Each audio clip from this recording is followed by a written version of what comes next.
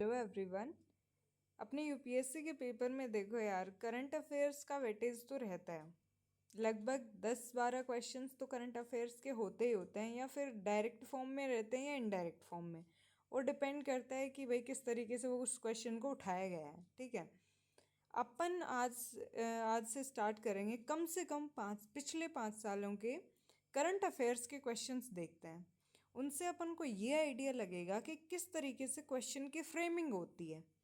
तो इन current affairs को करने का रीज़न ये नहीं है कि भाई ये पीछे के पुराने क्वेश्चंस हैं, कुछ काम तो आएंगे नहीं। लेकिन इनके पीछे रीज़न सिर्फ ये है, अपन को ये समझना है कि किस टाइप के क्वेश्चन आते हैं, किस तरीके के टॉपिक्स को यूपीएससी उठाती है। तो वही जानने के लिए अपन करेंगे। आज से स्टार्ट करेंगे 2024 का पेपर। तो स्टार्ट करते हैं। फर्स्ट क्वेश्चन है अपना, निम्नलिखित विमानपत्तनों पर विचार कीजिए। डोनीपोलो विमानपत्तन, कुशीनगर अंतर्राष्ट्रीय विमानपत्तन, विजयवाड़ा अंतर्राष्ट्रीय विमानपत्तन। हाल ही में उपयुक्त में से किनका निर्माण नवीन ग्रीनफील्ड परियोजनाओं के रूप में किया गया है? तो भाई ग्रीनफील्ड परियोजनाओं के रूप में निर्माण किया है डोनीपोलो विमानपत्तन का और कुशीनगर अंतर्राष्ट्रीय विमानपत्तन का। पढ़ते हैं इसके बारे में। ग्रीनफील्ड हवाई अड्डे चर्चा में थे। देश भर में 21 नए हवाई अड्डों की स्थापना के लिए सैद्धांतिक मंजूरी दी गई और उनमें से 9 अब तक चालू हो चुके हैं, जिनमें डोनी पोलो अरुणाचल प्रदेश, कुशीनगर अंतर्राष्ट्रीय विमानपत्तन उत्तर प्रदेश भी शामिल हैं। विजयवाड़ा अंतर्राष्ट्रीय हवाई अड्डा यह एक ग्रीनफील्ड परियोजना नहीं है। ग्रीनफील्ड परियोजना एक पूर्णतया नई परियोजना होती है जिसे शुरू से ही क्रियान्वित करना होता है। ब्राउनफील्ड निवेश नई उत्पादन गतिविधि शुरू करने के लिए मौजूदा उत्पादन सुविधाओं को खरीदने या पट्टे पर देने के लिए उपयोग किया जाता है। ठीक है भाई। नेक्स्ट क्वेश्चन है अपने पास, विश्व शौचालय संगठन वर्ल्ड टॉयलेट ऑर्गेनाइजेशन के संबंध में निम्नलिखित कथनों पर विचार कीजिए। फर्स्ट स्टेटमेंट है, ये संयुक्त राष्ट्र की एजेंसियों में से एक है। वैश्विक स्वच्छता संकट के समाधान पर कार्यवाही हेतु प्रेरित करने के लिए विश्व शौचालय शिखर सम्मेलन, विश्व शौचालय दिवस और विश्व शौचालय कॉलेज एक संगठन की पहल है। इसके कार्यों का मुख्य लक्ष्य कम विकसित देशों और विकासशील देशों को खुले में शौच की समाप्ति के लक्ष्य की प्राप्ति के लिए निधि प्रदान करना है।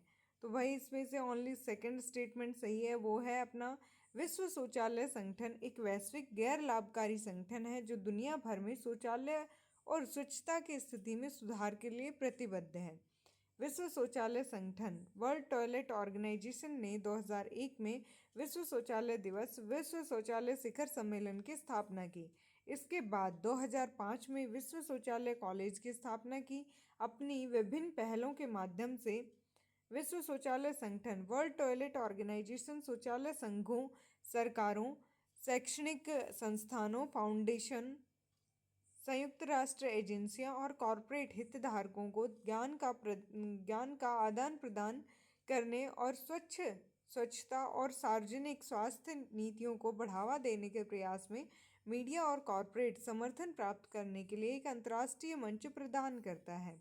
विश्व शौचालय संगठन वर्ल्ड टॉयलेट ऑर्गेनाइजेशन का प्राथमिक लक्ष्य निधि प्रदान करना नहीं है।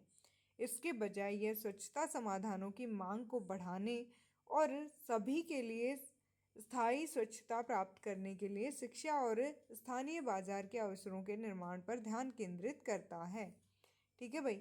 नेक्स्ट क्वेश्चन है, निम्नलिखित में से कौन सा 100 मिलियन किसानों का सही विवरण है? ये नेट शून्य कार्बन, प्रकृति सकारात्मक खाद और जल प्रणालियों की ओर संक्रमण को तेज करने के लिए एक मंच है, इस जिसका लक्ष्य किसानों की पुनरुत्थानशीलता में वृद्धि करना है। यह जैविक पशुपालन के विकास को सहायता देने और सशक्त करने में इच्छुक व्यक्तियों और कृषि संगठनों का एक नेटवर्क और एक अंतर्राष्ट्रीय संगठन है। यह एक डिजिटल प्लेटफॉर्म है जो पूरी तरह से सेवा प्रदाताओं के साथ एकीकृत है और ब्लॉकचेन पर निर्मित है, जो क्रेताओं, विक्रेताओं और तीसरे पक्षकारों को शीघ्र और सुरक्षित रूप से उर्वरकों का व्यापार करने की सुविधा प्रदान करता है। यह एक मंच है जिसका ध्येय किसानों को कृषक उत्पाद संगठनों अथवा कृषि व्यवसाय संघ बनाने के लिए प्रोत्साहित करना है, जिससे उन्हें उनके उत्पादों को बेचने के लिए वैश्विक खुले बाजारों में पहुंच करने की सुविधा मिलती है। तो इसमें फर्स्ट स्टेटमेंट सही है कि यह नेट शून्य कार्बन प्रकृति सकारात्मक खाद और जल प्रणालियों की ओर संक्रमण को तेज करने के लिए एक मंच है, जिसका लक्ष्य किसानों की पुनरुत्थानशीलता में वृद्धि करना है।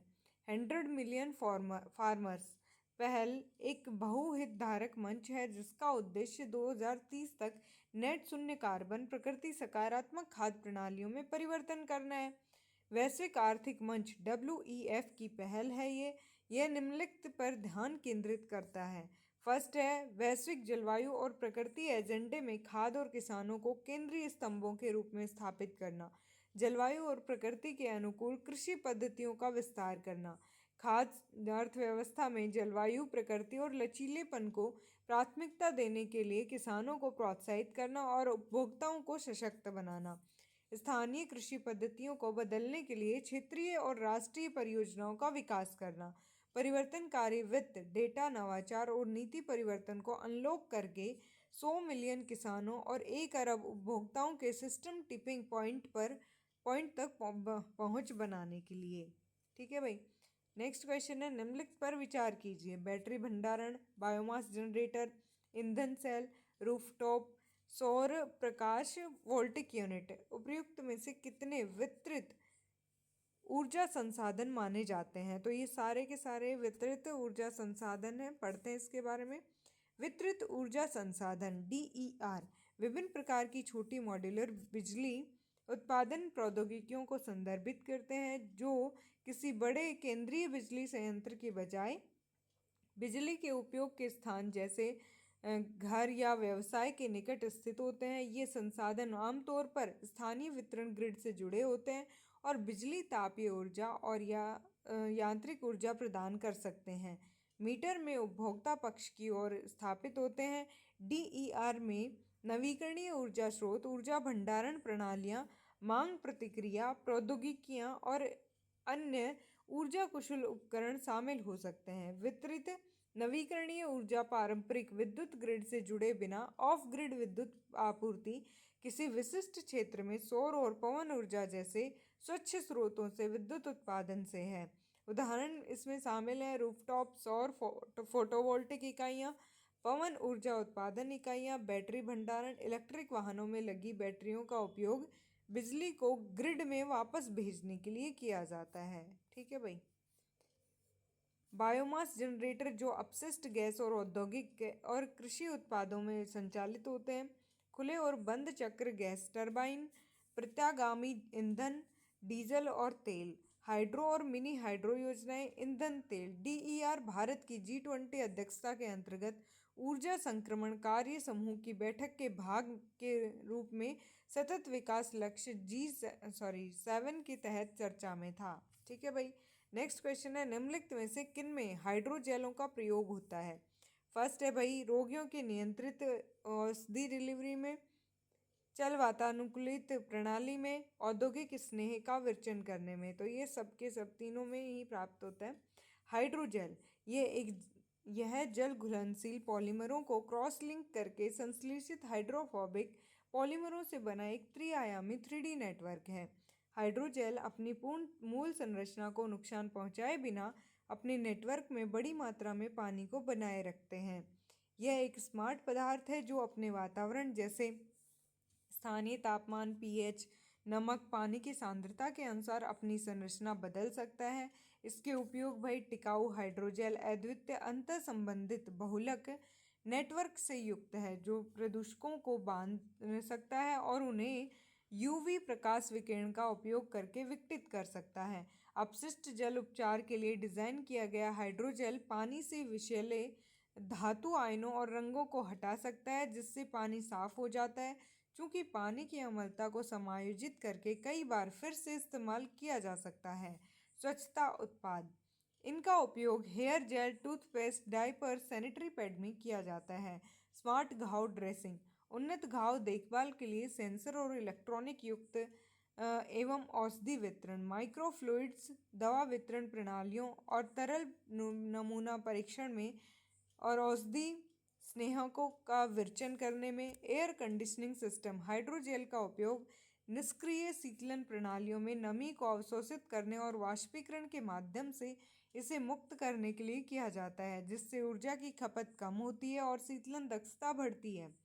चर्चा में ये अप्रैल 2024 में भारतीय विज्ञान संस्थान IISc के शोधकर्ताओं ने पानी में माइक्रोप्लास्टिक प्रदूषण की समस्या से निपटने के लिए एक टिकाऊ हाइड्रोजेल विकसित किया था। नेक्स्ट क्वेश्चन है, हाल ही में पम्प्ड स्टोरेज हाइड्रो पावर शब्द की वास्तव में और समुचित रूप से निम्नलिखित में से किसके संदर्भ में चर्चा की गई है?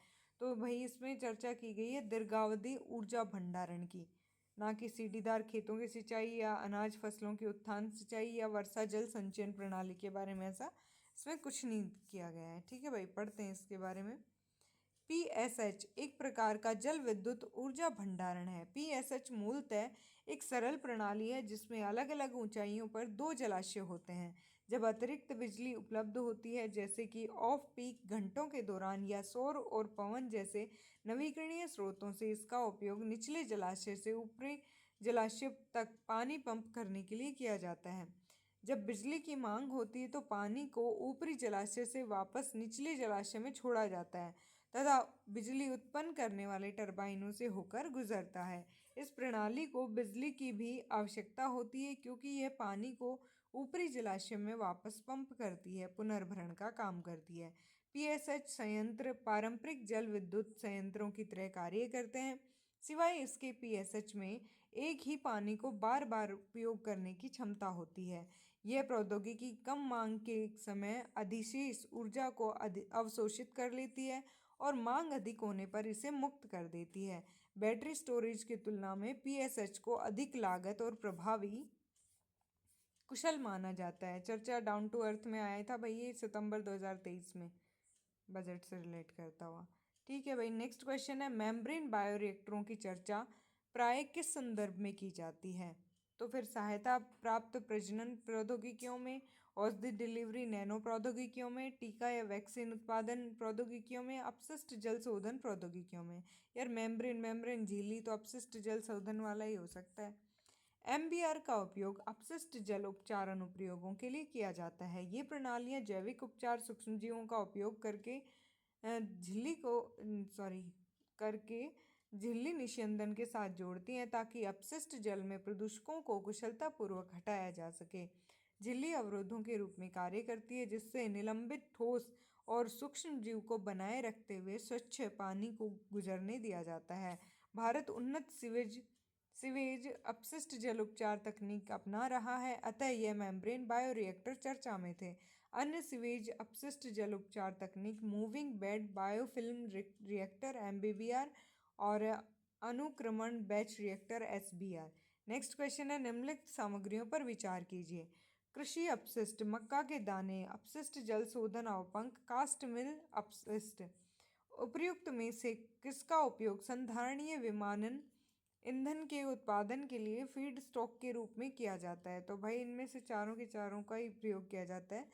संधारणीय विमान ईंधन SAF का उत्पादन बायोमास जैसे कि प्रयुक्त खाना पकाने का तेल, पौधों से प्राप्त तेल समृद्ध बीजों अपशिष्ट, पशु वसा, गोबर और मल तथा टूटे या खराब मक्का खाद्यान्न, चावल और अपशिष्ट लकड़ी को लेकर इन्हें सिंथेटिक जेट ईंधन के विकल्प में परिवर्तित करके किया जाता है। पारंपरिक ईंधन की तुलना में इसमें सल्फर की मात्रा कम होती है जिससे वायु प्रदूषण कम होता है। SAF के लाभ, उत्सर्जन में कमी, कार्बन डाइऑक्साइड कैप्चर, मीथेन का उपयोग SAF के कुछ संस्करण मुक्त मीथेन को कम करते हैं।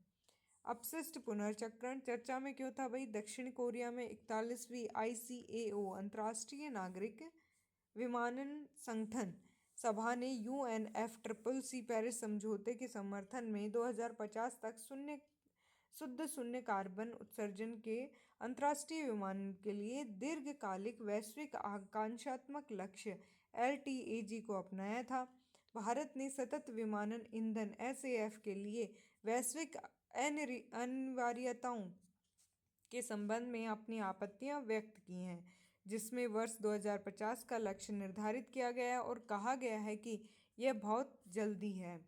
भारत सरकार ने विमानन टरबाइन ईंधन एटीएफ में एसएएफ के प्रारंभिक सांकेतन मिश्रित प्रतिशत को मंजूरी दे दी है। 2028 में 2% एसएएफ सम्मिश्रण लक्ष्य आरंभ में अंतर्राष्ट्रीय उड़ानों के लिए अंतर्राष्ट्रीय नागर विमानन संगठन ICAO 7 दिसंबर 1944 को स्थापित एक संयुक्त राष्ट्र विशेष एजेंसी है। शिकागो कन्वेंशन के नाम से भी जाना जाता है। भारत इसके 193 सदस्यों में से एक है। इसका मुख्यालय मॉन्ट्रियल कनाडा में है। नेक्स्ट है भाई, निम्नलिखित कथनों पर विचार कीजिए। भारत इंटरनेशनल ग्रेन्स काउंसिल का सदस्य है। चावल और गेहूं के निर्यात व आयात के लिए किसी देश को इंटरनेशनल ग्रेन्स काउंसिल का सदस्य होना आवश्यक है, तो ये ऐसा कोई ज़रूरी नहीं है। फर्स्ट स्टेटमेंट सही है। अंतर्राष्ट्रीय अनाज परिषद 1949 में स्थापित एक अंतर्राष्ट्रीय संगठन है। इसका मुख्यालय लंदन में है। IGC में अनाज व्यापार सम्मेलन 1995 के सभी पक्ष शामिल हैं। वर्तमान में 30 सदस्य देश हैं। भारत अंतर्राष्ट्रीय अनाज परिषद का सदस्य है, अतः फर्स्ट स्टेटमेंट सही है, सेकंड स्टेटमेंट गलत है। रूस यूक्रेन युद्ध के कारण ब्लैक सी ग्रीन इनिशिएटिव चर्चा में रहा था। नेक्स्ट क्वेश्चन है, यूनेस्को की अमूर्त सांस्कृतिक विरासत की सूची में निम्नलिखित में से कौन से नवीनतम समावेश हैं? तो भाई नवीनतम समावेश है गरबा नृत्य। अमूर्त सांस्कृतिक विरासत की सुरक्षा हेतु अभिसमय को संयुक्त राष्ट्र शैक्षिक वैज्ञानिक और सांस्कृतिक संगठन यूनेस्को द्वारा 2003 में अपनाया गया। यह 2006 में लागू हुआ। भारत में 15 सांस्कृतिक विरासतें यूनेस्को की अमूर्त सांस्कृतिक विरासत सूची में शामिल हैं। सूची में शामिल 15वीं सांस्कृतिक विरासत 2023 में गरबा है, जो गुजरात का पारंपरिक नृत्य है। अन्य अमूर्त सांस्कृतिक विरासत स्थल कुटियाट्टम है, वैदिक मंत्रोच्चार की एक परंपरा, रामलीला, रम्माण, छऊ नृत्य, कालबेलिया लोकगीत और नृत्य, मेदुएट्टू केरल का अनुष्ठान थिएटर, नृत्य नाटक, लद्दाख का बोध जप संकीर्तन, भारत के पंजाब के जंडियाला गुरु के ठठेरों के बीच बर्तन बनाने की पारंपरिक पित्तल और तांबे की कारीगरी, योग, नवरूज, कुंभ मेला, दुर्गा पूजा और गुजरात का गरबा। ठीक है भाई। नेक्स्ट क्वेश्चन है, यूनेस्को द्वारा जारी विश्व धरोहर सूची में शामिल की गई निम्नलिखित संपत्तियों पर विचार कीजिए। शांति निकेतन, रानी की नाव, होयसल के पवित्र मंदिर समूह, बोध गया स्थित महाबोधि मंदिर परिसर। उपयुक्त में से कितनी संपत्तियों को वर्ष 2023 में शामिल किया गया? तो भाई 2 को शामिल किया गया है, पढ़ते हैं इसके बारे में। भारत के 43 यूनेस्को विश्व धरोहर स्थल हैं, जिनमें 35 सांस्कृतिक स्थल और 7 प्राकृतिक स्थल और 1 मिश्रित स्थल शामिल है। शांति निकेतन पश्चिमी बंगाल के वीरभूम जिले में स्थित एक शहर है, जिसे 17 दिसंबर 2023 को यूनेस्को की विश्व धरोहर सूची में शामिल किया गया। गुजरात के पाटन जिले में स्थित रानी की नाव जल संरक्षण की एक प्राचीन परंपरा का अनूठा उदाहरण है। इस बावड़ी का निर्माण वर्ष 1063 में सोलंकी शासन के राजा भीमदेव प्रथम की स्मृति में उनकी पत्नी रानी उद्यामती द्वारा करवाया गया था। 22 जून 2014 को यूनेस्को के विश्व विरासत स्थल में इस नाव को शामिल किया गया और जुलाई 2018 में भारतीय रिजर्व बैंक द्वारा 100 के नोट पर इसे चित्रित किया गया है। कर्नाटक के वेल्लूर, हेलेबीड, सोमनाथपुर स्थित होयसला मंदिरों को 2023 में भारत के 42वां यूनेस्को विश्व धरोहर स्थल के रूप में अंकित किया गया। चिन्ना केशव मंदिर वेल्लूर, होयसलेश्वर मंदिर हेलेबीडू, सोमनाथपुरा में केशव मंदिर, बोध गया स्थित महाबोधि मंदिर 2009 में यूनेस्को विश्व धरोहर स्थल घोषित किया गया था। असम के अहोम राजवंश की 700 वर्ष पुरानी अद्वितीय टीला दफनाने की प्रणाली चराईदेव मोइदम्स को 2024 में यूनेस्को की विश्व धरोहर सूची में शामिल कर लिया गया। इस प्रकार इस प्रतिष्ठित सूचकांक में शामिल होने वाली भारत की 43वीं संपत्ति बन गई है। अहोम राजवंश सेना नायक लाचित बरफुकन के बारे में जरूर से पढ़ के जाना। सभी वैश्विक धरोहर स्थल याद करके जाएं। ठीक है भाई। नेक्स्ट क्वेश्चन है, निम्नलिखित देशों पर विचार कीजिए। इटली, जापान, नाइजीरिया, दक्षिण कोरिया और दक्षिण अफ्रीका। उपयुक्त में से किन देशों का उल्लेख प्राय मीडिया में निम्न जन्म दर अथवा वृद्धोन्मुख जनसंख्या और ह्रासमान जनसंख्या के लिए किया जाता है? तो भाई इसमें 1 2 4 बोले तो इटली, जापान एंड दक्षिण कोरिया। अफ्रीकी देशों में, मतलब क्योंकि अफ्रीकी देशों में जन्म दर उच्च है। सही बात है। नेक्स्ट क्वेश्चन है, निम्नलिखित में से कौन से भारतीय सशस्त्र सेना की तीनों सेवाओं में समकक्ष रैंक के संदर्भ में सही सुमेलित है? थल सेना, वायुसेना और नौसेना। थल सेना में ब्रिगेडियर और वायुसेना में एयर कमांडो और नौसेना में कमांडर, मेजर जनरल, फिर उसके नीचे major, lieutenant colonel, air vice marshal, squadron leader, group captain, vice admiral और लेफ्टिनेंट कमांडर और कैप्टन। भाई इनमें से देखना पड़ेगा यार, मुझे तो नहीं पता। इसमें थर्ड स्टेटमेंट सही है कि मेजर, स्क्वाड्रॉन लीडर और लेफ्टिनेंट कमांडर। पढ़ते हैं इसके बारे में। इंडियन आर्मी और इंडियन नेवी एयरफोर्स, इनमें से देख लो भाई कौन ये पोस्ट किस तरीके से होती हैं। इंडियन आर्मी में फील्ड मार्शल होता है, फिर जनरल होता है, फिर लेफ्टिनेंट जनरल, फिर मेजर जनरल, फिर ब्रिगेडियर, कॉलोनल, फिर लेफ्टिनेंट कॉलोनल, फिर मेजर, कैप्टन और लेफ्टिनेंट। ठीक है। और इंडियन नेवी में एडमिरल ऑफ द फ्लीट, फिर admiral, vice admiral, real admiral, commodore, captain, commander है ये, लेफ्टिनेंट कमांडर, लेफ्टिनेंट और सब लेफ्टिनेंट। नेक्स्ट है भाई इसमें इंडियन एयरफोर्स में marshal of the air force, air chief marshal, air vice marshal, air commander और group captain, wing commander, squadron leader, flight lieutenant और फ्लाइंग ऑफिसर। ठीक है भाई। नेक्स्ट क्वेश्चन है, सैन्य कार्य विभाग के प्रमुख के रूप में chief of defence staff CDS के कर्तव्य कौन कौन से हैं? चीफ ऑफ स्टाफ कमेटी के स्थायी अध्यक्ष, तीनों सेवा प्रधानों सर्विस चीफ पर सैन्य कमान का प्रयोग करना, सभी तीनों सेवाओं ट्राई सर्विस के विषयों पर रक्षा मंत्री के प्रधान सैन्य सलाहकार। पढ़ते हैं इसके बारे में भाई, 1 और 3 आएगा इसमें। Chief of defence staff CDS एक उच्च सैन्य कार्यालय है जो भारत के तीनों रक्षा सेवाओं के कामकाज की देखरेख और समन्वय करेगा। चीफ ऑफ डिफेंस स्टाफ सैन्य मामलों के विभागों के प्रमुख होने के अलावा चीफ ऑफ स्टाफ कमेटी के स्थायी अध्यक्ष भी होंगे। चीफ ऑफ स्टाफ कमेटी के स्थायी अध्यक्ष के रूप में CDS के निम्नलिखित कार्य होंगे। CDS तीनों सेनाओं के संगठनों का प्रशासन करेंगे। साइबर और अंतरिक्ष से संबंधित तीनों सेनाओं की एजेंसियां, संगठन, कमांड CDS के अधीन होंगी। CDS रक्षा मंत्री की अध्यक्षता वाली रक्षा अधिग्रहण परिषद और NSA की अध्यक्षता वाली रक्षा योजना समिति का सदस्य होगा। परमाणु कमान प्राधिकरण के सैन्य सलाहकार के रूप में कार्य करना। प्रथम CDS के पदभार ग्रहण करने के 3 वर्षों के भीतर तीनों सेनाओं के संचालन, रसद परिवहन, प्रशिक्षण, सहायता सेवाओं, संचार, मरम्मत और रखरखाव आदि में संयुक्तता लाना।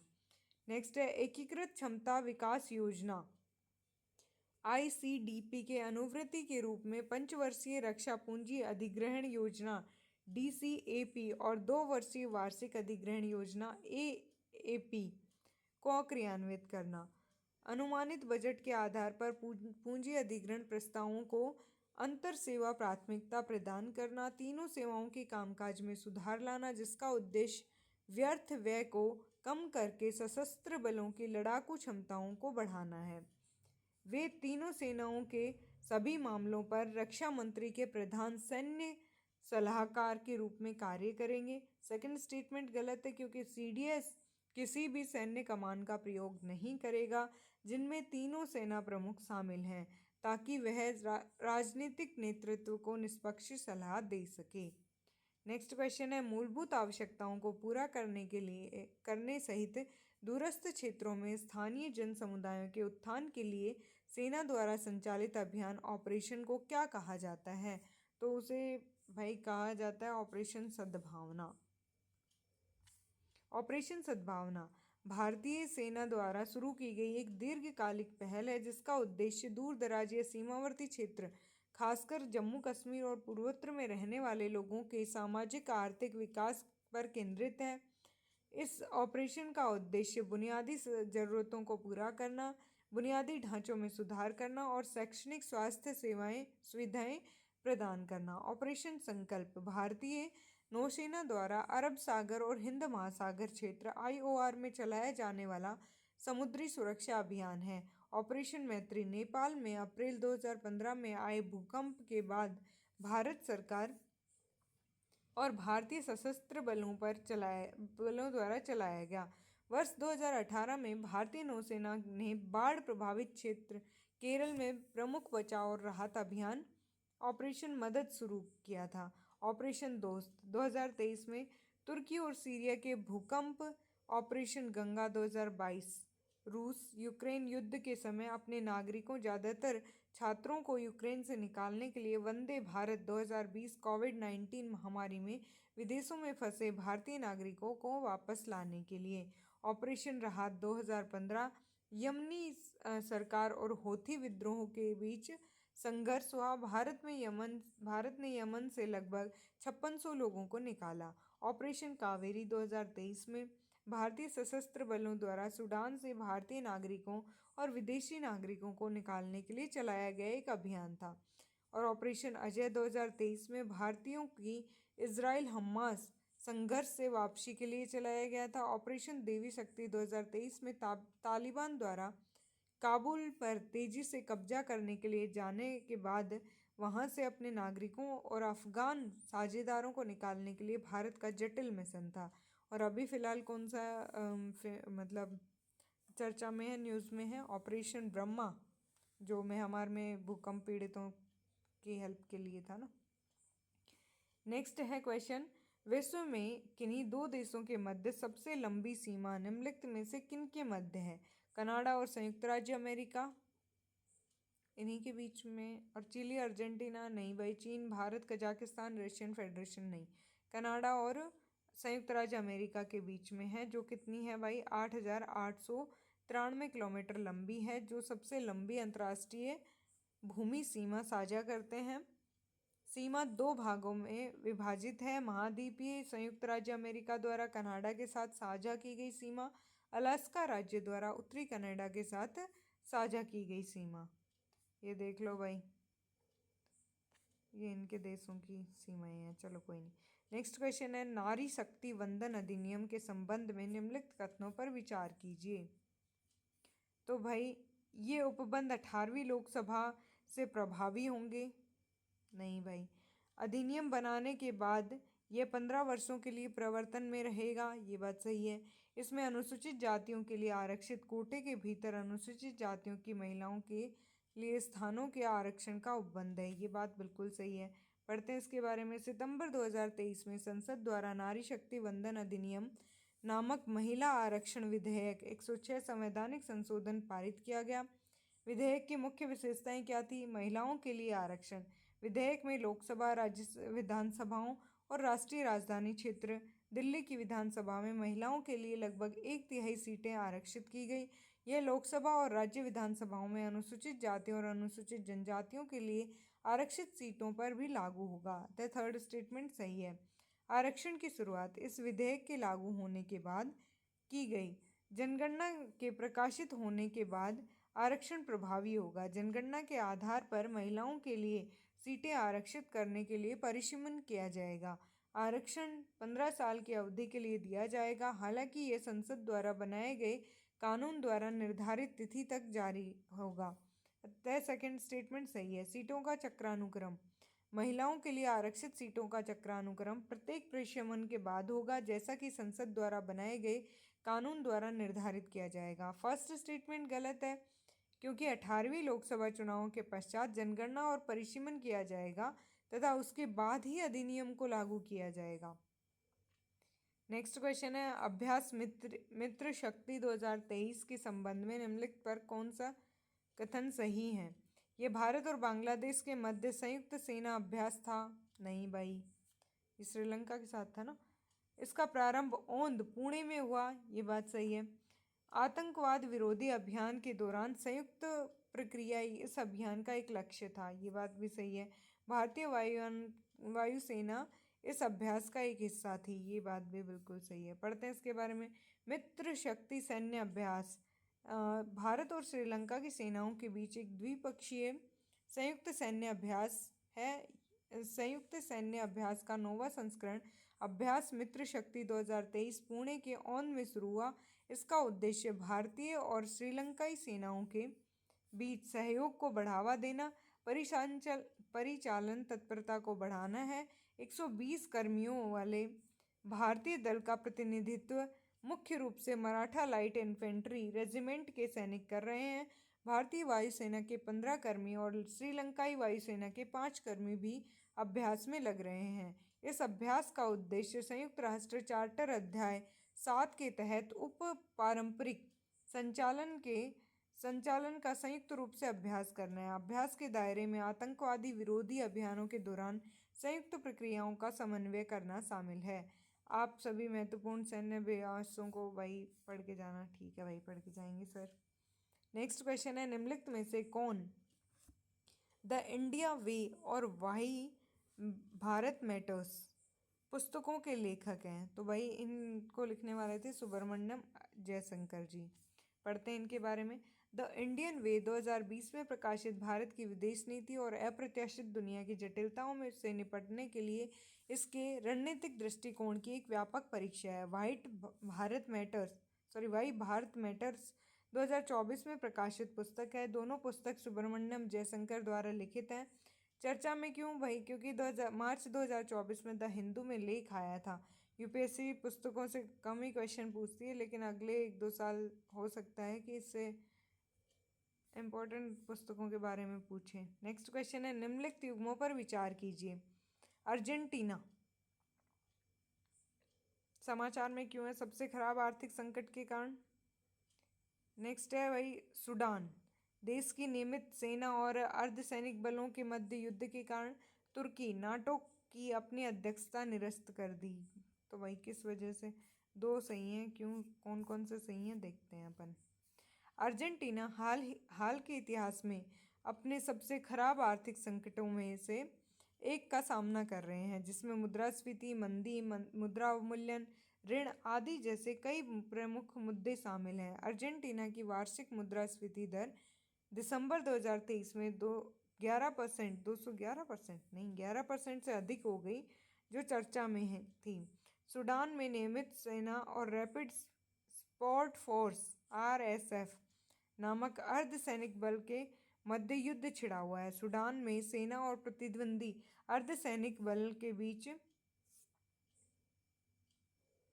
भीषण लड़ाई के बीच फंसे अपने नागरिकों को वापस लाने के लिए भारत ने ऑपरेशन कावेरी शुरू किया।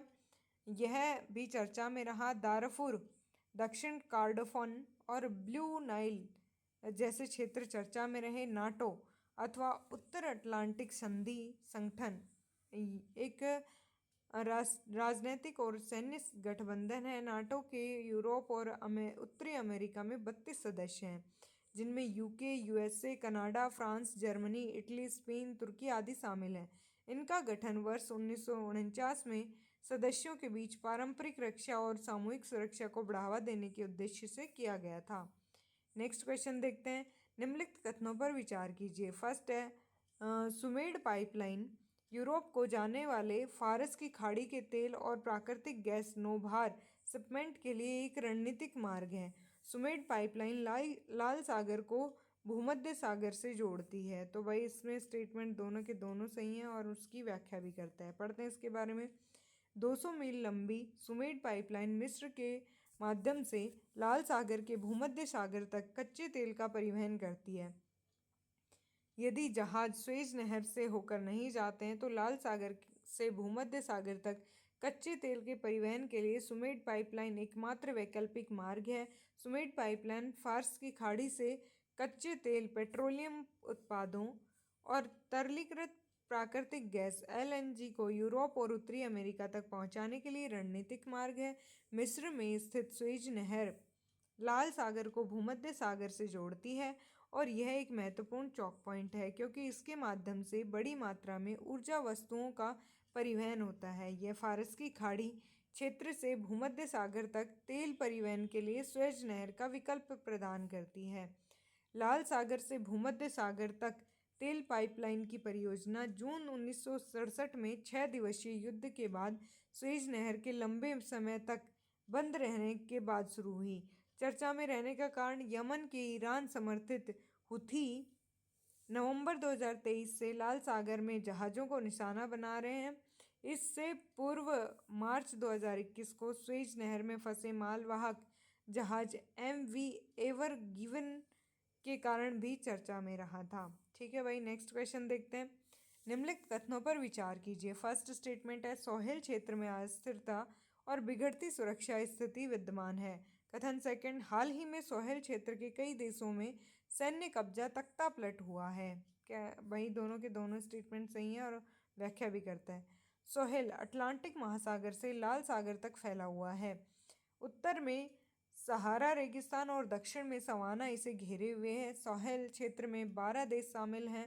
कथन फर्स्ट, अफ्रीका के साहेल क्षेत्र में अस्थिरता बढ़ रही है और सुरक्षा की स्थिति बिगड़ रही है। UNHCR के अनुसार बुर्किना फासो, माली और नाइजर में हिंसा से बचने के लिए 3 मिलियन से अधिक लोग पलायन कर रहे हैं। सेकेंड स्टेटमेंट, पिछले 3 वर्षों में अफ्रीकी के साहेल क्षेत्र में अटलांटिक महासागर पर गिनी से लेकर लाल सागर तक सूडान तक फैले 7 देशों में तख्तापलट हुआ है। माली, बुर्किना फासो, गिनी, नाइजर और गैबान में 5 सैन्य तख्तापलट सफल रहे, जबकि 2 अन्य देशों चाड, सूडान में संवैधानिक तख्तापलट हुए। इन सभी तख्तापलटों के कारण क्षेत्र में सुरक्षा और आर्थिक विफलताएं हुई और अस्थिरता बढ़ी। IR में साहेल क्षेत्र अक्सर चर्चा में रहता है। UPSC अफ्रीका महाद्वीप में प्रश्न हमेशा ही पूछता है भाई। ठीक है भाई, नेक्स्ट क्वेश्चन है, निम्नलिखित कथनों पर विचार कीजिए। भारत संयुक्त राज्य अमेरिका से सेब आयात नहीं करता है। भारत में विधि के अनुसार सक्षम प्राधिकारी के अनुमोदन के बिना आनुवंशिक रूप से रूपांतरित खाद्य फूड के आयात पर प्रतिबंध है। तो भाई फर्स्ट स्टेटमेंट सही नहीं है, लेकिन सेकंड स्टेटमेंट सही है। पढ़ते हैं इसके बारे में। भारत संयुक्त राज्य अमेरिका से सेब आयात करता है। हाल ही में भारत ने सेब सहित 8 अमेरिकी उत्पादों के आयात पर अतिरिक्त शुल्क हटाने का फैसला लिया। देखो, यहाँ कॉमन सेंस से भी क्वेश्चन कर सकते हैं। यदि एक भी आयातक ने यदि सेब मंगवा लिए तो ये स्टेटमेंट गलत हो जाएगा ना। भारत में खाद्य सुरक्षा और मानक अधिनियम 2006 FSSAI के मंजूरी के बिना GM खाद्य के आयात, निर्माण, उपयोग और बिक्री पर प्रतिबंध लगाता है। देश में केवल एक GMO कपास, एक गैर खाद्य फसल की खेती और आयात की अनुमति दी है। 2022 में भारत ने GM सरसों की व्यावसायिक खेती की भी अनुमति दी, लेकिन इस कदम को चुनौती दी गई। यह मामला सुप्रीम कोर्ट में लंबित है। GM उत्पाद पूर्व में भी चर्चा है। नेक्स्ट क्वेश्चन है, निम्नलिखित कथनों पर विचार कीजिए। हाल ही में यूरोपीय संसद ने the net zero industry act को मंजूरी दी है। यूरोपीय संघ वर्ष 2040 तक कार्बन तटस्थता न्यूट्रलिटी प्राप्त करने का आशय रखता है, इसलिए इसका लक्ष्य उस समय तक अपनी सभी स्वच्छ प्रौद्योगिकी विकसित करना है। फर्स्ट स्टेटमेंट सही है, बट सेकंड स्टेटमेंट सही नहीं है। पढ़ते हैं इसके बारे में। यूरोपीय संसद ने यूरोपीय संघ के भीतर नेट जीरो प्रौद्योगिकी उत्पादन को बढ़ाने के लिए net zero industry act NZIA को मंजूरी दे दी और अधिनियम का लक्ष्य यूरोप को 2030 तक अपनी नेट जीरो प्रौद्योगिकी, सौर पैनलों, पवन टर्बाइनों, ताप पंपों, अन्य स्वच्छ प्रौद्योगिकी उपकरणों जरूरतों का 40% उत्पादन करने और इन प्रौद्योगिकियों के लिए वैश्विक बाजार से हिस्से 15% करना है, इसलिए फर्स्ट स्टेटमेंट सही है। EU का लक्ष्य 2050 तक जलवायु तटस्थता हासिल करना है। नेट जीरो इंडस्ट्री एक्ट यूरोपीय संघ के भीतर प्रौद्योगिकियों के विनिर्माण क्षमता बढ़ाने पर ध्यान केंद्रित करता है, न कि केवल अपनी सभी प्रौद्योगिकी विकसित करने पर। ठीक है भाई। नेक्स्ट क्वेश्चन है, निम्नलिखित कथनों पर विचार कीजिए। हाल ही में वेनेजुएला अपने आर्थिक संकट से तेजी से उभरने में सफल हुआ है और अपने लोगों को दूसरे देशों में पलायन प्रवास करने से रोकने में सफल हुआ है। वेनेजुएला के पास विश्व के सबसे बड़े तेल भंडार हैं। उपर्युक्त कथनों में के संबंध में निम्न में से कौन सा सही है? भाई फर्स्ट स्टेटमेंट सही नहीं है, लेकिन सेकंड सही है। पढ़ते हैं इसके बारे में। वेनेजुएला इस समय राजनीतिक और आर्थिक संकट का सामना कर रहा है। पिछले कुछ वर्षों की तुलना में सुधार है, पर आर्थिक संकट से तेजी से उभरने में सफल नहीं हुआ है। आर्थिक संकट ने बड़े पैमाने पर प्रवासी संकट को जन्म भी दिया है और अनुमान है कि हाल के वर्षों में लगभग 30 लाख लोग देश छोड़कर चले गए हैं। संयुक्त राष्ट्र प्रवास एजेंसी वेनेजुएला संयुक्त राज्य अमेरिका के साथ मतभेद के कारण हमेशा चर्चा में रहता है। सेकेंड स्टेटमेंट, वेनेजुएला में विश्व का सबसे बड़ा तेल भंडार है जो 3003 बिलियन बैरल से अधिक है। वेनेजुएला उत्पाद में दक्षिण अमेरिका में 5वें स्थान पर है। इसके पश्चात सऊदी अरब, कनाडा, ईरान, इराक का स्थान। वेनेजुएला पेट्रोस्टेट या तेल राज्य है जिसकी अर्थव्यवस्था तेल या प्राकृतिक गैस के निष्कर्षण और निर्यात पर बहुत अधिक निर्भर है। देश के अनुसार प्राकृतिक गैस भंडार रूस, ईरान, कतर, संयुक्त राज्य अमेरिका, इस तरीके से भाई प्राकृतिक गैस के भंडार हैं। सबसे ज़्यादा रूस के पास, फिर ईरान, कतर और संयुक्त राज्य अमेरिका के पास। आईआर में यूपीएससी अक्सर क्वेश्चन घटनाक्रम से पूछता ही है, जैसे कहीं तख्ता पलट, विद्रोह हुआ हो, साथ ही महत्वपूर्ण संसाधन जो इंडियन इकोनॉमी को प्रत्यक्ष या अप्रत्यक्ष रूप से प्रभावित कर रहे हों, टॉप उत्पादक देश को ध्यान रखें। और इराक, सऊदी अरब, ईरान के बाद वेनेजुएला भारत का चौथा सबसे बड़ा कच्चा तेल आपूर्तिकर्ता भी था और भारत कुल तेल आयात में उसकी हिस्सेदारी करीब 12% थी। वेनेजुएला में स्थित एंजल फॉल्स दुनिया का सबसे ऊंचा निर्बाध जलप्रपात है और यह चुरुन नदी पर स्थित है जो कारोनी नदी की एक सहायक नदी है। हम्बोल्ट ग्लेशियर सिकुड़ने के कारण भी वेनेजुएला चर्चा में रहा 2024 में। नेक्स्ट क्वेश्चन है, डिजिटल इंडिया भूमि अभिलेख आधुनिकीकरण कार्यक्रम के संदर्भ में निम्नलिखित कथनों पर विचार कीजिए। इस योजना को कार्यान्वित करने के लिए सरकार 100% केंद्र सरकार 100% पोषण देती है। इस योजना के अंतर्गत भू संपत्ति मानचित्र डिजिटलीकृत किए जाते हैं। स्थानीय भाषा में उपलब्ध अधिकार अभिलेखों को भारत के संविधान द्वारा मान्यता प्राप्त किसी भी भाषा में लिप्यंतरित करने की पहल की गई है। तो तीनों के तीनों स्टेटमेंट सही हैं। पढ़ते हैं इसके बारे में। डिजिटल इंडिया भूमि अभिलेख आधुनिकीकरण कार्यक्रम भारत सरकार द्वारा अगस्त 2008 में शुरू किया गया था। 2016 में इसे डिजिटल इंडिया के तहत नया रूप दिया गया और इसका नाम बदलकर DILRMP कर दिया गया, जो अब केंद्र द्वारा 100% वित्त पोषण वाली एक केंद्रीय क्षेत्र की योजना है। अतः फर्स्ट स्टेटमेंट सही है। भूमि अभिलेखों के डिजिटलीकरण में भौतिक भूमि स्वामित्व दस्तावेजों और अभिलेखों को डिजिटल प्रारूपों में परिवर्तित करना शामिल है। अतः सेकंड स्टेटमेंट भी सही है।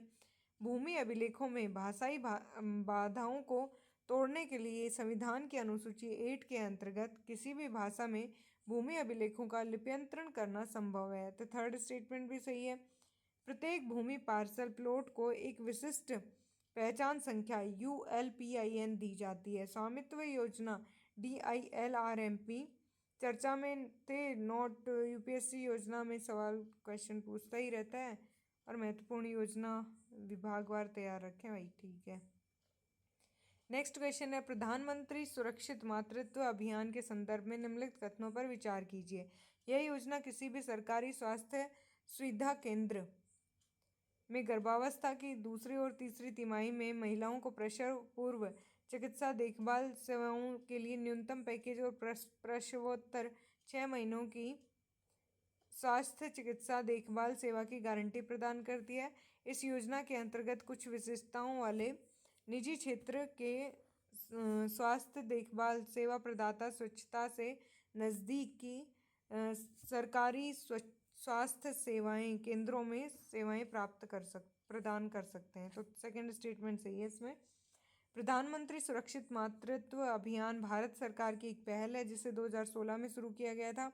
इसके तहत प्रत्येक माह की निश्चित 9वीं तारीख को सभी गर्भवती महिलाओं को व्यापक और गुणवत्ता युक्त प्रसव पूर्व देखभाल प्रदान करना सुनिश्चित किया गया है। इस अभियान के तहत गर्भवती महिलाओं को स्वास्थ्य केंद्रों पर उनकी गर्भावस्था के दूसरी और तीसरी तिमाही की अवधि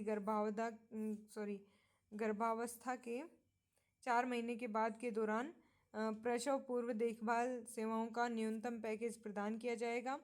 इसमें प्रसव के बाद सेवाओं की सेवाएं शामिल नहीं हैं और निजी क्षेत्र के विशेषज्ञों चिकित्सकों को हर महीने की 9वीं तारीख को उनके ज़िले में सरकारी चिकित्सकों के प्रयासों के साथ स्वैच्छिक सेवाएं प्रदान करने के लिए प्रोत्साहित किया जा रहा है। अतः सेकंड स्टेटमेंट सही है। योजनाओं से क्वेश्चन पूछता है। नेक्स्ट क्वेश्चन है भाई, योजना से आ गया। प्रधानमंत्री श्रम योगी मानधन PMSYM योजना के संदर्भ में निम्नलिखित कथनों पर विचार कीजिए। इस योजना में नामांकन के लिए प्रवेश आयु वर्ग 21 से 40 वर्ष है। लाभार्थी द्वारा आयु विशिष्ट अंशदान दिया जाएगा। इस योजना के अंतर्गत प्रत्येक ग्राहक सब्सक्राइबर को 60 वर्ष की आयु प्राप्त करने के बाद 3,000 प्रति माह की न्यूनतम पेंशन प्राप्त होगी। पारिवारिक पेंशन पति पत्नी और अविवाहित पुत्रियों की पर भी लागू होगी। पढ़ते हैं इसके बारे में। 2 और 3 स्टेटमेंट सही हैं, बाकी गलत है। प्रधानमंत्री श्रम योगी मानधन योजना एक केंद्रीय क्षेत्र की योजना है जिसका प्रबंधन श्रम रोजगार मंत्रालय द्वारा किया जाता है। इसका क्रियान्वयन भारतीय जीवन बीमा निगम और सामुदायिक सेवा केंद्रों के माध्यम से किया जाता है। प्रधानमंत्री श्रम योगी मानधन वृद्धावस्था संरक्षण और संगठित श्रमिकों के सामाजिक सुरक्षा के लिए एक सरकारी योजना है। पात्रता इसमें असंगठित श्रमिकों के लिए प्रवेश आयु 18 से 40 वर्ष के बीच, अतः फर्स्ट स्टेटमेंट गलत है। मासिक आय 15,000 रुपये तक, यह आयकर दाता नहीं होना चाहिए और ग्राहक के पास मोबाइल फ़ोन, बचत बैंक खाता और आधार संख्या होनी अनिवार्य है। विशेषताएं क्या हैं भाई? 60 वर्ष की आयु प्राप्त करने के बाद 3,000 रुपये प्रति माह सुनिश्चित पेंशन है भाई इनकी। स्वैच्छिक और अंशदायी पेंशन योजना जहां लाभार्थी द्वारा आयु विशिष्ट अंशदान किया जाएगा। ग्राहक का अंशदान उसके बचत बैंक खाते जन धन खाते में ऑटो डेबिट सुविधा के माध्यम से किया जाएगा। भारत सरकार द्वारा मैचिंग कंट्रीब्यूशन PMSYM 50/50 के आधार पर कार्य करता है, जिसका अंशदान लाभार्थी द्वारा किया जाएगा उतना ही केंद्र सरकार द्वारा भी अंशदान किया जाएगा। पेंशन प्राप्ति के दौरान यदि अंशदाता की मृत्यु हो जाती है तो लाभार्थी के पति पत्नी को पारिवारिक पेंशन के रूप में लाभार्थी द्वारा प्राप्त पेंशन का 50% प्राप्त करने का अधिकार होगा। पारिवारिक पेंशन केवल पति पत्नी को ही लागू होती है, अतः फोर्थ स्टेटमेंट गलत है। UPSC योजना से क्वेश्चन पूछता है। चलो भाई, ये हो गए 2024 के सारे करंट अफेयर्स के क्वेश्चन। तो इनसे अपन आइडिया लगा सकते हैं कि भाई साइंस में जितने भी नए अनुसंधान वगैरह हो रहे हैं या फिर कोई अभ्यास वगैरह हो रहे हैं, उनसे रिलेटेड क्वेश्चन ज़रूर आता है। वायरस वगैरह की खोज चल रही है, उनसे रिलेटेड क्वेश्चन आता है। और रिसेंटली कोई किसी आर्टिकल में चेंजमेंट हुआ है या फिर कोई संविधान संशोधन किया गया है, उनसे रिलेटेड क्वेश्चन आता है। और क्या क्वेश्चन आए हैं भाई? योजनाओं से तो 100% 1-2 क्वेश्चन आते ही आते हैं। यूनेस्को के बारे में पक्का पढ़ के जाना, यूनेस्को से भी क्वेश्चन हमेशा आते हैं। और भाई जितनी भी नई टेक्नोलॉजी आती है उनके बारे में क्वेश्चन आता है, तो थोड़ा सा एकदम अच्छे से पढ़ के जाना। PYQs तो कर ही लेंगे अपन 5 साल के, लेकिन साथ में अब इससे आप करंट अफेयर्स की तरफ मूव कर सकते हैं कि हाँ भाई करंट अफेयर्स कौन सा आ सकता है, अपन अज्यूम कर सकते हैं। ठीक है भाई, अगली वीडियो में करेंगे 2023 के करंट अफेयर्स। ऐसे ही 5 साल के करेंगे, ज़्यादा नहीं करेंगे, 2020 तक की कंप्लीट करेंगे। ठीक है, okay, bye bye, take care.